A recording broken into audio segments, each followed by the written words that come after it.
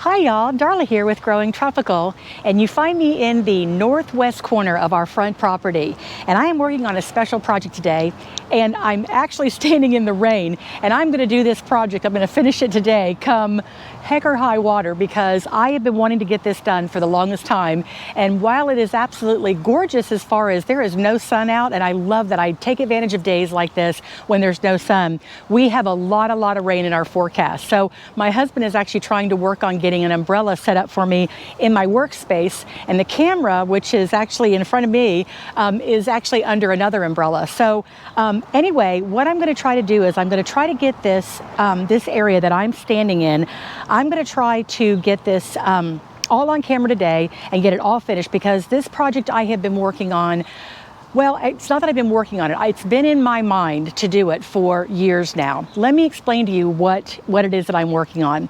If you see in front of me here, I've got this all dug out, and I'm going to put some footage up on the front top of this video so you can see what it actually looked like before I took all this grass out.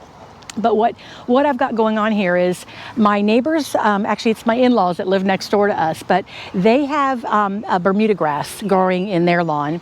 And as you can see behind me, I have all St. Augustine floratam grass. And what happens is when the two lawns merge together, the grasses want to cross each other. Now here's the problem. Bermuda grass, or as I call it, crabgrass, wiregrass, I treat it as an invasive weed here where I live. Some people like the Bermuda grass. I guess it's just a personal preference. I know there are a lot of golf courses and stuff. Anyway, yada, yada, yada. I don't care for it. And I really don't care for it when it creeps up in my St. Augustine grass, because when you have two different colors or two different kinds of grass growing together, they're not usually very compatible. And everything in my front yard, like I said, is the St. Augustine floratam, and it's all one color, and I love it. It's my grass of choice. And so what I'm trying to do here, the reason I've got this project all dug up over here is because what happens is, just in this quadrant, those actually the Bermuda grass, and I'm going to grab some runners so you guys can actually see this. This grass, I'm going to bring it up a little bit close to the camera here. This grass just, like I said, I treat it like an invasive weed is what I treat it like, but it actually creeps up into my St. Augustine grass, and it goes on these long runners, and those runners, the roots just, I wish I could find a really good piece, but the roots are just so long. They go about 3, 4, 5 feet underneath the ground. I mean, when you go to pull them up, they just grab roots. So consequently, once this grass takes over in your lawn, you have two choices. You can either kill off your whole entire lawn, like I've done a couple of different times to get rid of this out of my lawn, or you can actually just let it take over. So that is what I'm trying to avoid right now, because everything is St. Augustine. I don't want this stuff creeping in over slickly and slyly on this corner quadrant. So what I've done, if you guys can see here, I'm going to actually bring the camera up here. What I've done is, my neighbor, my sweet, wonderful neighbor who works really well with concrete, he actually built me a little berm here, and it separates the two properties, and it goes out just before it hits the edge of the road here. And so by doing that, I'm hoping to be able to keep my lawn on my side and to keep my neighbor's lawn, my in-laws' lawn, on their side. And then what I thought I would do is I would go ahead and just dig out this whole area and create a flower bed. So when your garden hands you lemons, you make lemonade, and that is exactly what I'm going to do here. And so what I'm doing is, like I said, I've got a nice little moon shape right here. My husband already relocated our lawn sprinklers because it was in the far corner. So he's already relocated that. What I'm going to be doing is, this is a little high in here, so I'm going to be taking out not all of it, but a good portion of this soil. And what I'm going to do is I'm going to make sure it's good and clean. In other words, I don't want any of those runners of that Bermuda grass in here. And what I'm going to do is I'm going to take it and I'm going to fill in some spots in our yard. We had a new pool renovation done about 1.5 years ago. And in the front yard, where they walked in the front yard to get to the backyard, I have a couple of bare spots where it just like wore down. So I thought I would take this dirt, this native soil, and I would go and start filling in some of the more bare spots up in the front, close to the house in that area. So let me go ahead and get doing that, and then I'm gonna just let you guys follow along with me as I lay some irrigation, but we'll come back and we'll talk about that as well.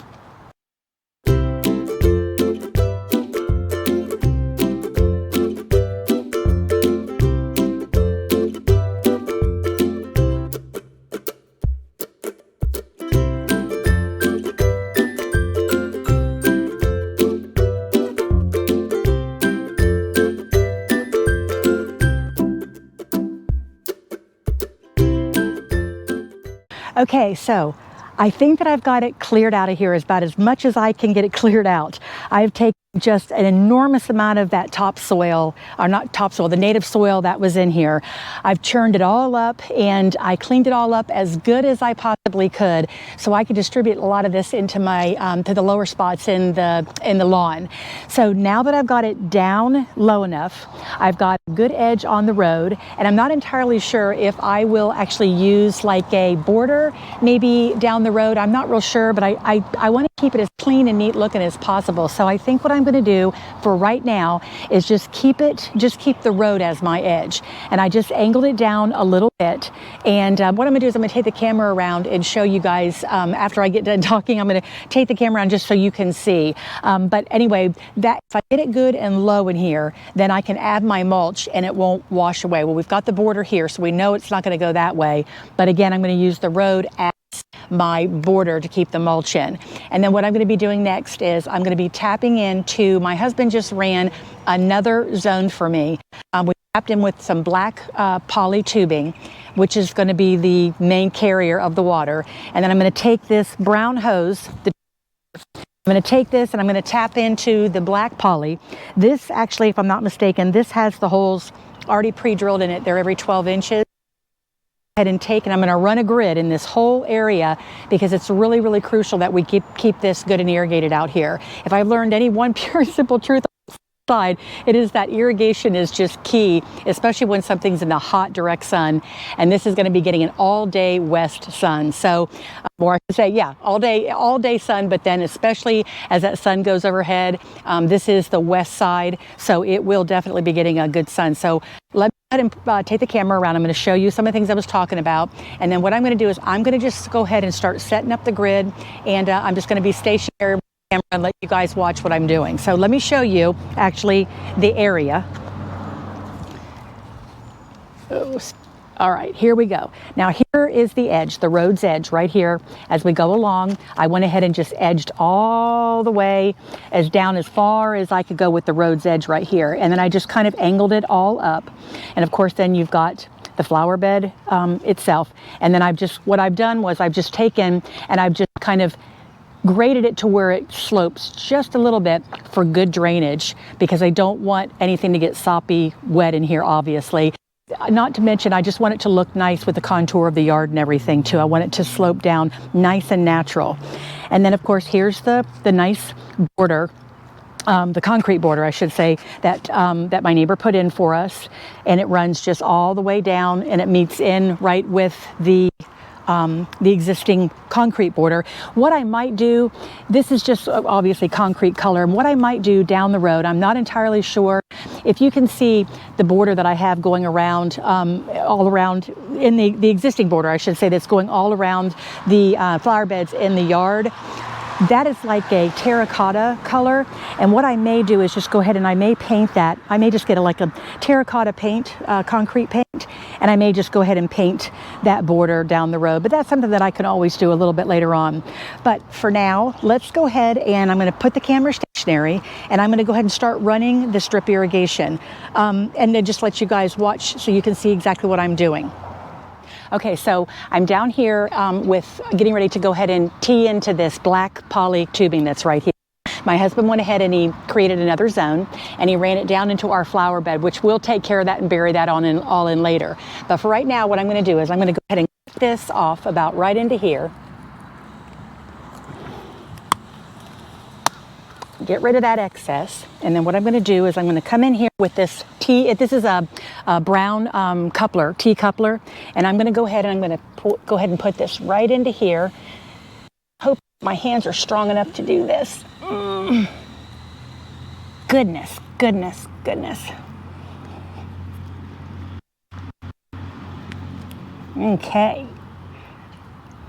So I went ahead and I got my T-coupler right in there as well to help me to keep this up out of the dirt.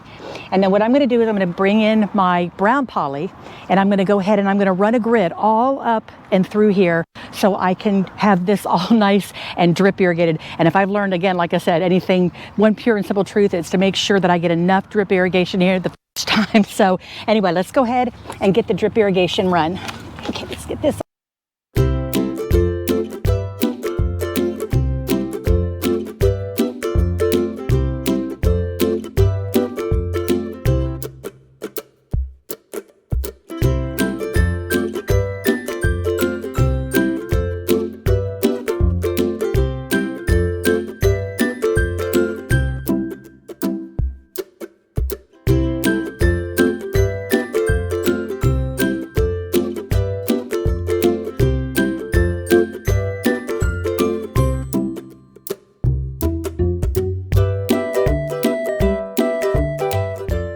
What these are just like staples, so that way you can go ahead and staple down the brown poly tubing. It just kind of keeps it in place. This tubing sometimes gets away from you, so I'm just going to go ahead and just kind of tack it down here a little bit as I'm going along.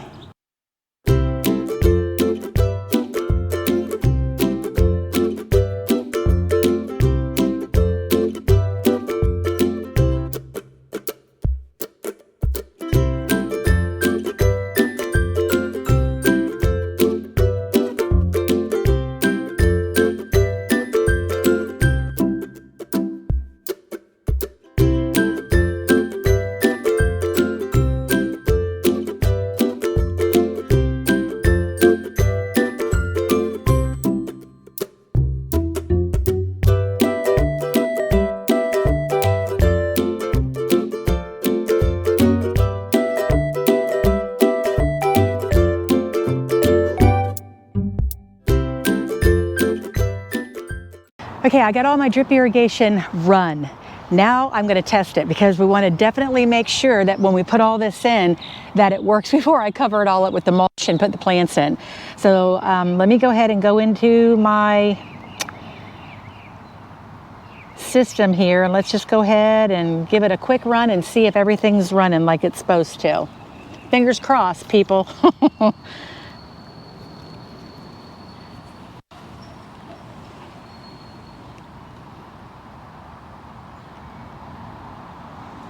Okay, I hear the pump clicked on and it sounds good. I can hear, you hear that whistling? That whistling? This is a brand new line, so I'm assuming that it's got to fill with water. Yay! We've got dripping water. Awesome, let's see. Make sure it's coming out in all the holes. Can you guys see that? I'm gonna bring the camera closer so you guys can see it. It's coming out every 12 inches, I believe is what this is. Yeah, my husband's right behind me. I confirmed with him it's every 12 inches. So that makes me very, very happy. I think this will do the trick as far as our drip irrigation is concerned. And now all I need to do is the beautiful plants that I've got sitting right there.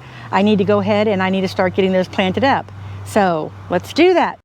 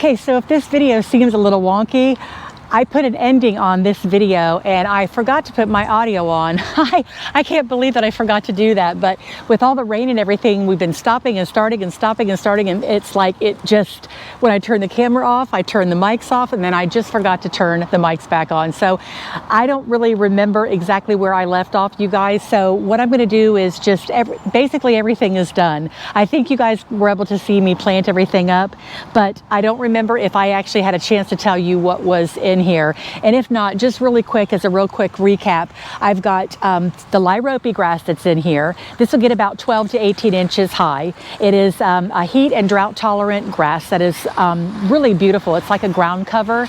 And then I've got 3 of the bright yellow Lantana, again, heat and drought tolerant, which is going to really need to be, everything in this area is heat and drought tolerant, which is going to be great. Oh my gosh, the wind blew a little bit, and all the rain that's in that oak tree that's above me is just like raining on me. I'm not going to lie, it's been a fun day, but this has been crazy with all this rain that we're having. It's like it pours down, so then you stop, and then when it lets up, you come back out. So it's been a little bit crazy, but I really wanted to make sure that I got this video done, because this has been sitting for a while now. Like I said, we had our neighbor come in, and he was so kind to be able to put that curbing in for me, and we wanted to make sure that we got that all set up and hard and everything. And the only thing that I may do, I don't remember if I had a chance to say this in the video or if this is a part that cut out, but that curbing, I think what I might do is I might try to match the color, the terracotta color around all of the other curbing that we have on the property. And I think I might try to paint that, but that's something that I can do later down the road. And as far as the border is concerned, I'm not real sure. I'm hoping that the road is going to act as a border at this point, and I won't really have to put anything as far as like, you can go at the big box stores and you can get those plastic borders. I could always buy brick or something like that, but for right now, I'm going to leave it as is. I think it looks really good. The main thing that this actually has done has really, boy, people just fly down this road. It absolutely drives me nuts. But anyway, it's really solving a huge problem, and that is keeping the Bermuda grass out of the Floritam grass that's on my property. And that is really and truly what I wanted to do. And I really think that I'm going to be able to accomplish that, because I've got the border to keep everything separate. And if for some reason that grass starts creeping over, I will be able to see it in the mulch way easier than I was able to see it in my lawn. So anyway, you guys, I hope that you've enjoyed this video. I enjoyed putting it together. I really enjoyed being able to get this project done and behind me. It feels so good when you have something that you really want to get done and you finally can jump on it and accomplish it and finish it. And that's what I've done here. I've actually got this project out of the way. So I hope it was inspirational for you guys to actually see that when you have a little bit of a problem, there's usually always a solution. And in this case, it took me a little bit to think it through and to figure out exactly what I was going to do. So it looked aesthetically pleasing as well. I didn't want to just, clump something out here, temporarily, and for it not to have any kind of aesthetic, look. So I think it's done a couple things. It looks pleasing to the eye, and it is keeping, like I said, the Bermuda grass out of our Floritam grass. So you guys, again, I always enjoy, I always in my videos was saying how much I enjoy this. It's a passion. Gardening is my passion. And I hope that you've enjoyed what you've seen here. And if you have, I sure hope that you leave the video a thumbs up. And if you haven't yet subscribed to the channel, I sure hope that you do. Please leave a comment as well. And until the next video, bye.